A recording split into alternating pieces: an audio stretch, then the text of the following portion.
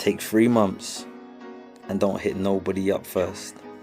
Go ghost and see how many people call you, text you, and check up on you. Then you're gonna really know who's down for you. You see, someone out there right now is mad at you because you chose peace over drama, because you chose distance over disrespect, and you chose self-love over self-destruction. It's okay. Let them leave.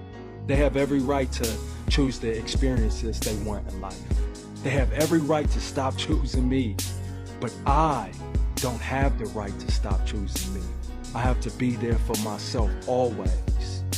Don't beg, don't chase, know your worth, accept rejection, and choose you. I heard something the other day that sat with me real deep. Stop being the go-to person for people you can't go to.